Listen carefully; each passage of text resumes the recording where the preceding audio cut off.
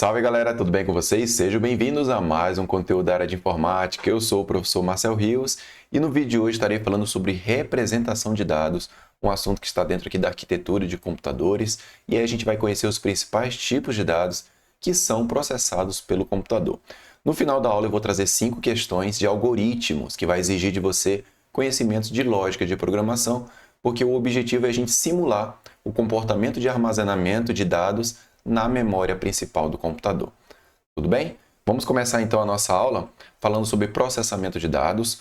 Um computador funciona por meio da execução sistemática de instruções, tá? Que são convertidas em operações que orientam, né, na realização dos tipos de operações sobre valores. E aqui tem um detalhe, pessoal. Esses valores aqui a gente entende genericamente que são conhecidos como dados. Então aqui essa imagem ela é bem legal, porque eu tenho aqui um conjunto de instruções e a gente viu nas aulas passadas que as instruções são armazenadas num registrador, depois elas são compiladas, né, em operações, então são decodificadas em operações e essas operações manipulam dados e essa conversão dos dados que nós inserimos são convertidas em binários, que nem vocês estão vendo aqui. Ok? O que mais? Processo de conversão. O que acontece na prática? Os profissionais de TI, né, da área de programação, desenvolvem linguagem, né, numa linguagem de programação que é muito similar à nossa linguagem natural. A diferença é que ela é em inglês. Então, cria aqui as condições, ó, se acontecer tal situação, então executa essa linha. Se não, executa essa outra linha aqui. E a gente chama esse tipo de linguagem de alto nível. Tá? Ela é de alto nível porque ela está num nível mais abstrato. Ó, um alto nível de abstração, porque ela não tem a complexidade do funcionamento interno da máquina. Então, quando ela é convertida, todo esse código vira, né, números binários, né, que são processados no baixo nível, na linguagem de máquina. Tá? Então, a gente chama de linguagem de baixo nível, onde tem um baixo nível de abstração e é muito mais complexo as operações aqui. Tá? Então, percebam que a gente está falando aí da conversão de dados de entrada aqui em cima, da forma como é programado, mais facilmente entendido pelo ser humano, e quando faz a conversão, ela se transforma numa linguagem de máquina, que é executado pelo computador. Quais são as formas de representação, então, dos dados? Né? Existem diferentes maneiras de a gente representar os dados, e cabe ao programador, né, definir quais são os tipos de dados, mas também conforme a plataforma que ele está utilizando, a plataforma de desenvolvimento. E aí tem duas formas, né, de representação de dados nessas plataformas.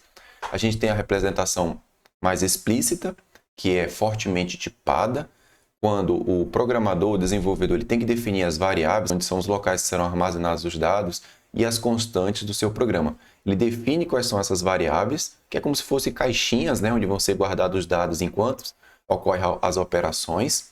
E ele tem que definir o tipo, tem que deixar bem claro, tem que deixar bem explícito qual vai ser o tipo de dado que vai ser guardado naquela caixinha ali. Por isso que essas linguagens são chamadas de fortemente tipada.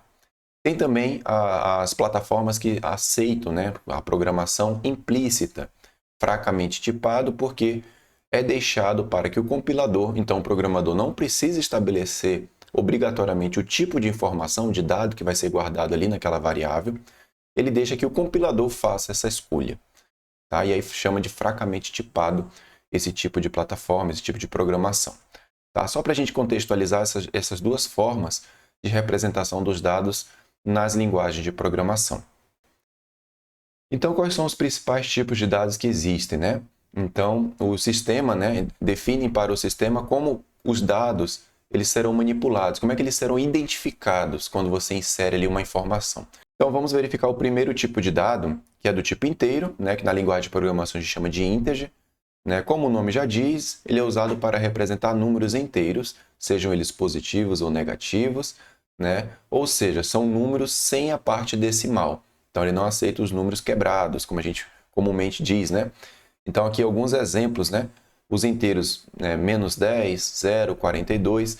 Então, quem vai definir se o número vai ser inteiro ou não, né? Se vai utilizar esse tipo de dado, vai ser a situação, né? A regra de negócio que você vai estar desenvolvendo. Então, você está fazendo um sistema para uma escola e que tem que guardar as notas do aluno, Então, você pode criar uma variável que vai guardar a nota do aluno do tipo inteiro, se aquela escola trabalhar com valores inteiros para a nota. Se é uma escola que trabalha com valores quebrados, com vírgula, né, com ponto, então você vai ter que escolher um outro tipo de dado que não seja o inteiro, que a gente vai conhecer agora na sequência. Então, o que define qual é o tipo de dado que vai ser utilizado para armazenar os valores é a regra de negócio da empresa, da instituição, para onde você está desenvolvendo o programa do computador que vai manipular aqueles dados. Vamos ver então aqui um exemplo do tipo inteiro sendo aplicado, né? Olha só, aqui a gente define qual é a variável, que é essa caixinha que eu falei para vocês. A gente dá um nome para ela, chamada número, e a gente define o tipo inteiro. Dentro do programa, essa variável, que é essa caixinha, vai receber, por exemplo, o número 10. Em seguida, a gente está escrevendo o valor que tem dentro da variável na tela. Tá? Então, é isso que está acontecendo aqui nesse algoritmo, só para a gente entender como é que ele é declarado no código. O outro tipo de dado que a gente vai conhecer é do tipo real. Aí, naquele exemplo, né, da escola, se as notas são quebradas, então o desenvolvedor vai colocar aqui que o tipo de dado é real. Tá? Então, ele também é chamado de ponto flutuante, representando números com a parte decimal, ou seja, ele é útil quando você precisa guardar valores fracionários. E aí, nas linguagens de programação, de fato, é comum você utilizar ou float ou double. Tá? Os dois são relacionados ao tipo real, tá? Cada um com a sua característica, né, de possibilidade de armazenamento. O double, né, ele tem a capacidade maior do que o float de armazenamento, mas ainda assim os dois eles permitem valores do tipo real, como vocês estão vendo aqui.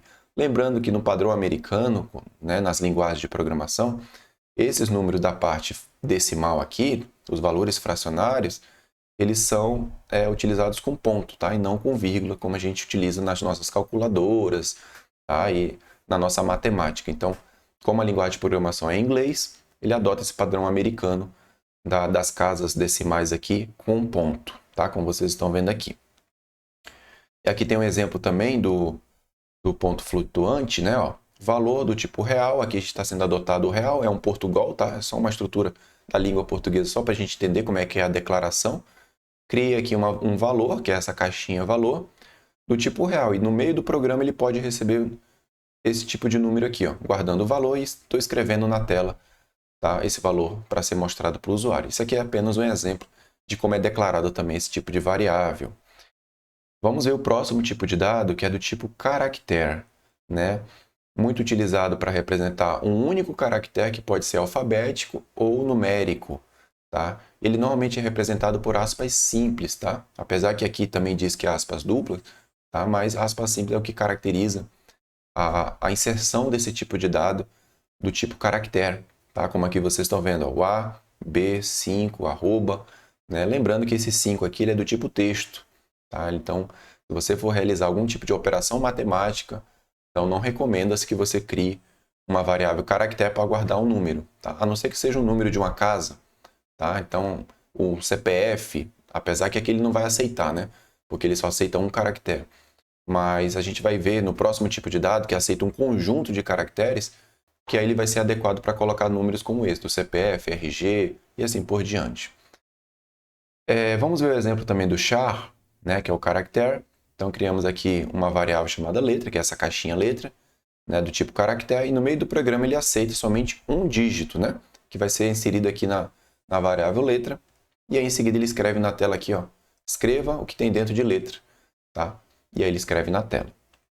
Vamos ver o outro tipo de dado que eu tinha mencionado, né? O string, bastante conhecido para quem trabalha com desenvolvimento também, é usado para representar uma sequência de caracteres, e aqui vai realmente aquele exemplo que eu disse, né, do CPF, porque além de números, ele tem ponto, tem traço, então é bem interessante, né, cadastrar esse tipo de número do tipo string, tá? Onde não se deseja realizar nenhum tipo de operação matemática. Caso seja necessário, aí você vai ter que mudar o tipo de dado. Aqui é usado para armazenar palavras, frase e qualquer tipo de texto. As strings são geralmente representadas por aspas simples ou duplas, mas na verdade, na maioria das vezes é por aspas duplas, como vocês estão vendo aqui no exemplo, ó, tá? Então tem aqui Olá Mundo, tem aqui Marcel Rios e o número 37, todos eles do tipo texto, sendo guardados aqui nesse tipo de dado que é o string. O exemplo que nós temos também aqui do string, ó, nesse exemplo aqui do Portugal, ele coloca como literal, tá? Mas isso vai depender muito das linguagens de programação, algumas são string mesmo, né? No Visual G, que a gente vai estar até utilizando aqui para a gente brincar um pouquinho com o sistema de armazenamento, ele é do tipo caractere, você coloca aqui caractere, ele aceita tanto o char com um dígito, como também vários, como o string, como a gente está vendo aqui, tá? E aí aqui a variável mensagem está recebendo esse texto aqui longo, né? Assim, entre aspas, né? Longo, entre aspas, mas esse olá mundo aqui na mensagem, ele escreve na tela o que tem dentro da variável mensagem, que é olá mundo. Vamos ver mais um tipo de dado, que é o booleano, bastante conhecido, né? Ele representa valores lógicos e a gente sabe, né, que o valor lógico só tem dois, verdadeiro ou falso. Aí ele é muito utilizado nas condicionais, naquele se, então, se não, né? Normalmente é onde é verificado as expressões condicionais. Se for verdadeiro, se for falso, ele toma as decisões. Ou então esse tipo de dado normalmente é chamado de bool, né? Ele é true ou false. Aqui no nosso exemplo, nós temos aqui, né, uma condição, uma variável chamada condição, que é essa caixinha, a gente está dizendo que ela vai ser do tipo lógico. Tá? Lembrando que aqui é só um Portugal, tá? Adaptado, mas poderia ser bool, né? B-O-O-L, de booleano. Normalmente esse é o tipo de dado. E aí aqui no meio do código, essa variável condição recebeu o verdadeiro. Tá? Para simplificar, mas poderia verificar alguma outra situação, algum sensor, se está dando certo ou errado, positivo ou negativo, e ele vem aqui e depois verifica se a condição deu verdadeiro, deu positivo, que no caso seria true, né? A condição é verdadeira, então execute essa linha aqui, ó, da condição é verdadeira. Se não, se deu falso, ele escreve essa segunda linha aqui, a condição é falsa. E assim ele finaliza aqui o fim em si, né? Depois ele finaliza o algoritmo aqui em cima. Então é dessa forma que vai se comportar. Apenas exemplos aqui para a gente ilustrar como é que é, né, processado, armazenado esse tipo de dado numa linguagem de programação. No caso aqui, num algoritmo de português estruturado. Visto isso, a gente vai fazer agora uma representação da memória para a gente brincar um pouquinho no final dessa aula, que é um desafio, tá? Para que eu vou deixar para vocês, que a gente vai fazer um comparativo entre a memória RAM, porque a gente está falando de arquitetura de computadores, né? Então a gente vai dizer aqui, num primeiro momento, de que a memória RAM, ela, no computador, ela funciona de maneira semelhante a um vetor. Claro que vamos destacar aqui, primeiramente, as diferenças, tá? Com a diferença de possuir um acesso direto, né, e aleatório aos dados, então ela consegue gerenciar o seu sistema de memória, da memória principal, de forma aleatória, fazendo acesso direto ao endereço, sem precisar percorrer todo o vetor, como normalmente acontece, né, sem a necessidade de percorrer as posições da memória sequencialmente, como ocorre no vetor, como vocês estão vendo aqui nessa representação. Cabe destacar também que as alocações, né, e liberação na memória RAM são controladas pelo sistema de gerenciamento de memória. Então, mais um diferencial aí, que a memória RAM ela tem um sistema de gerenciamento de memória, né, onde faz a alocação dinâmica dos espaços que ela tem para guardar os programas e também de coleta de lixo. Aqueles dados que não estão sendo utilizados na memória RAM, automaticamente é retirado para não ficar ocupando a memória. Tá? Feito essas observações, né, que diferencia e muito, né, a memória RAM do vetor, a gente vai brincar agora com o vetor para simular, tá, os armazenamentos em cada uma das posições da memória. Tá? Numa memória RAM, o que é armazenado são os programas que estão sendo executados. Né? Aqui, no caso, a gente vai armazenar dados para a gente simular e fazer alguns algoritmos aqui para a gente brincar um pouquinho com esse conteúdo. Como é que se cria um vetor? Né? Então, primeiro, o entendimento que o vetor ele tem uma estrutura como essa aqui, visualmente, né? Onde ele tem aqui em cima os endereços de cada uma das posições. Na posição 0 eu tenho essa caixa aqui, na posição 1 do endereço aqui eu tenho essa caixa para armazenar o dado. Então, os endereços, né, localizam cada uma das posições e aqui dentro vão entrando os valores, tá, do vetor. Que mais? A gente vai utilizar o Visual G, se você não tem instalado no seu computador, pesquisa na internet que você vai encontrar uma ferramenta gratuita, é um executávelzinho curto, pequeno, que você executa e você já começa a fazer pequenos programas de algoritmos, né? E aqui na primeira linha a gente vai dar um nome de algoritmo chamado memória. Tudo bem? Aqui memória, poderia ser o nome que você quiser. Depois, aqui na declaração de variáveis, onde a gente cria o espaço de memória, né? Eu vou dar um nome aqui do vetor chamado memória. Esse nome aqui também pode ser o nome que você quiser, tá? E aqui, por uma questão só de fazer esse comparativo, eu dei o nome de memória.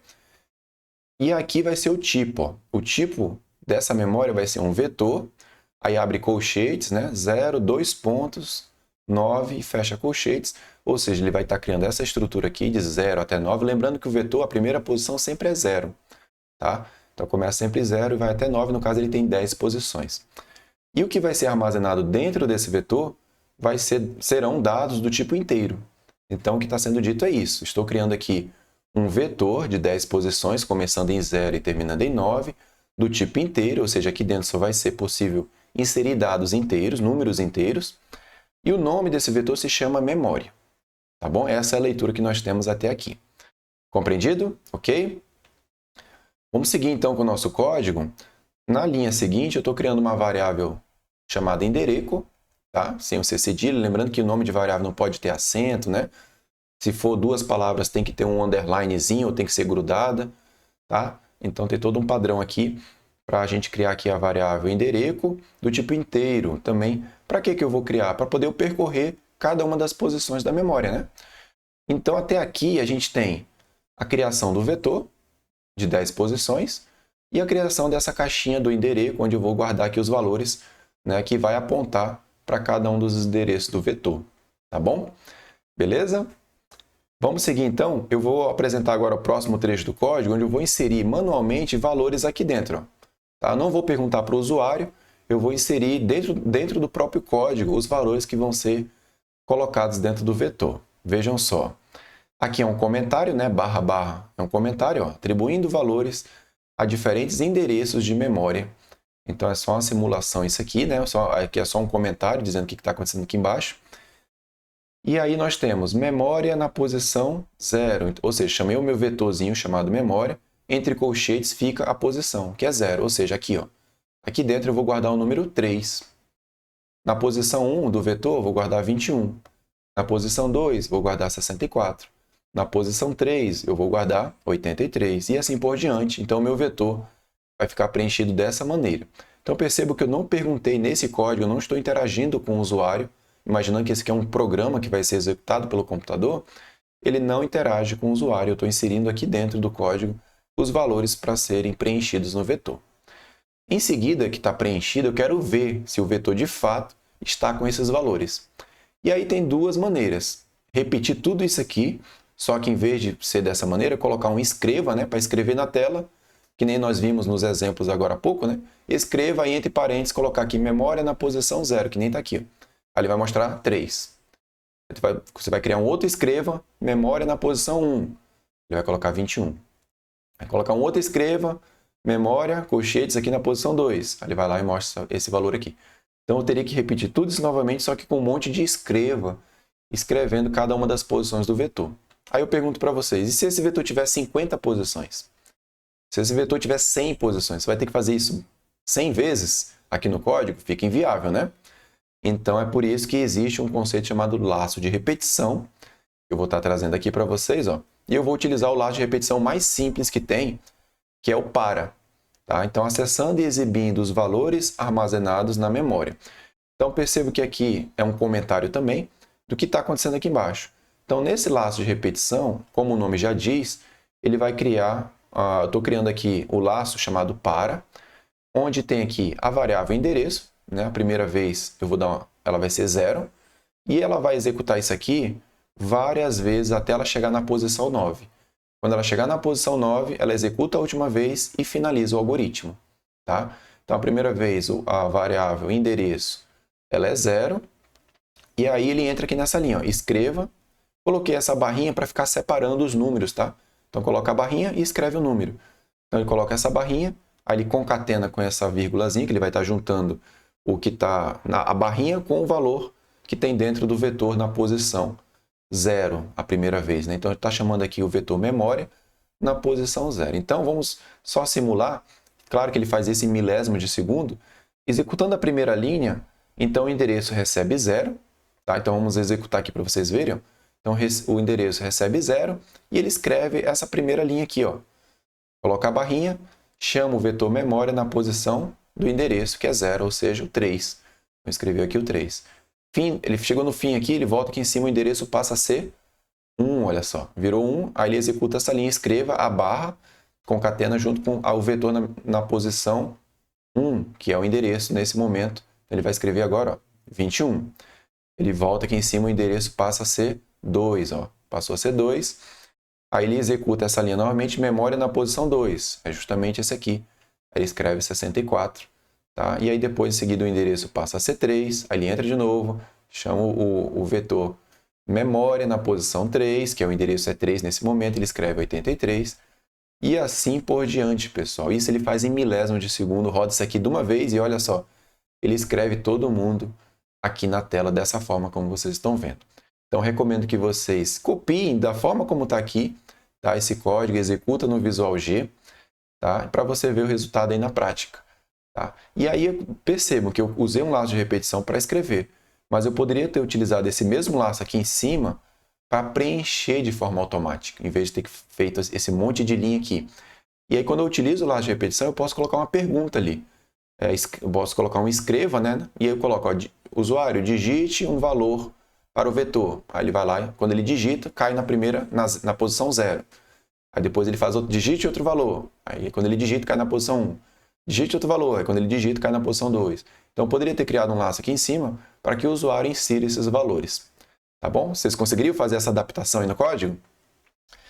Então, para a gente ver se vocês conseguem mesmo, faça um algoritmo que preencha um vetor de 5 posições para não ficar cansativo, né? Digitando muitas vezes.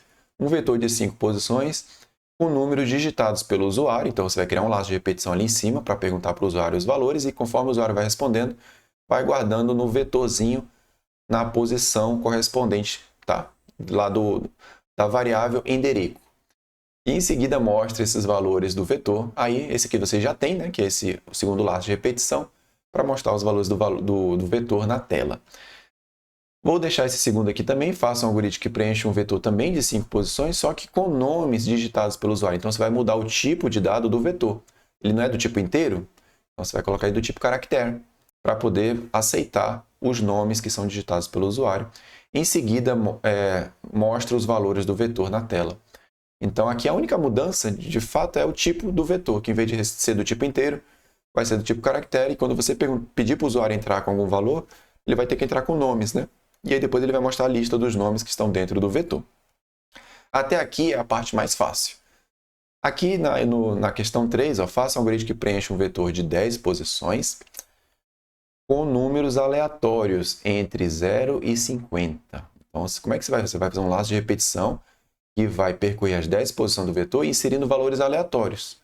Tá? Ele não vai perguntar para o usuário, ele mesmo vai jogar valores aleatórios dentro desse intervalo aqui. Em seguida, mostra os valores que foram preenchidos no vetor na tela. Na questão 4, com base no algoritmo da questão 3, ou seja, com base no algoritmo anterior, adicione a possibilidade do usuário digitar um valor para ser pesquisado no vetor. Então, depois que já preencheu o vetor de 10 posições, né, com valores aleatórios entre 0 e 50, agora você vai fazer mais uma pergunta para o usuário, dizendo, ó, digite um valor para a gente pesquisar se ele está dentro do vetor. E aí, hein? Aí o usuário vai ter que digitar um valor, e aí vai entrar num laço de repetição, onde ele vai procurar por aquele valor dentro do vetor, para ver se existe ou não aquele valor. Em seguida, mostra se o valor foi encontrado ou não. Olha só, e aí? Tá? Para quem está começando a entender lógica de programação, é bem difícil, mas para quem já tem mais tempo aí de programação, vai tirar de letra isso aqui também. Chama de pesquisa sequencial. E aí a última questão, com base no algoritmo da questão 4, né, a anterior aqui, adicione ao algoritmo a funcionalidade de mostrar a posição do valor que foi encontrado. Então, quando ele encontrar o valor, ele também pega o endereço ali, a posição que ele foi encontrado. E também ele guarda a quantidade de tentativas que foram feitas. Ou seja, ele foi na casa 0, não encontrou. Aí ele já soma ali 1. Foi na segunda casa, na casa 1, não encontrou. Ele soma 2. Ou seja, já fez 2 tentativas em 2 casas e não encontrou aquele valor. Aí ele foi na terceira casa lá, não encontrou, aí ele já soma mais 1 ali, fica 3. Então foram 3 tentativas. Quando ele foi na quarta tentativa, ele encontrou o valor. E aí ele mostra a posição do valor, que ele foi encontrado no vetor, e diz quantas tentativas, ou seja, foram 4 tentativas até encontrar o valor. Então, você vai ter que ter uma variável para ir somando cada uma das vezes que ele percorre as casas do vetor. E aí? Desafios. Vou deixar aqui para vocês essas 5 questões. Pratique utilizando o Visual G, essa ferramenta que nós acabamos de ver. E eu vou trazer um vídeo na sequência desse aqui, resolvendo essas 5 questões, para você tirar dúvidas, para você aprender, né, e levar na sua bagagem do conhecimento. Beleza? Então, por aqui, eu agradeço a presença de vocês. Se você ainda não curtiu esse vídeo, curte para dar apoio aqui para o nosso canal. Deixa aqui o meu contato. Pesquisa também nas redes sociais pelo meu nome, Marcel Rios, que vocês também vão me encontrar. Eu vou ficando por aqui e eu vejo vocês na próxima. Até lá! Tchau!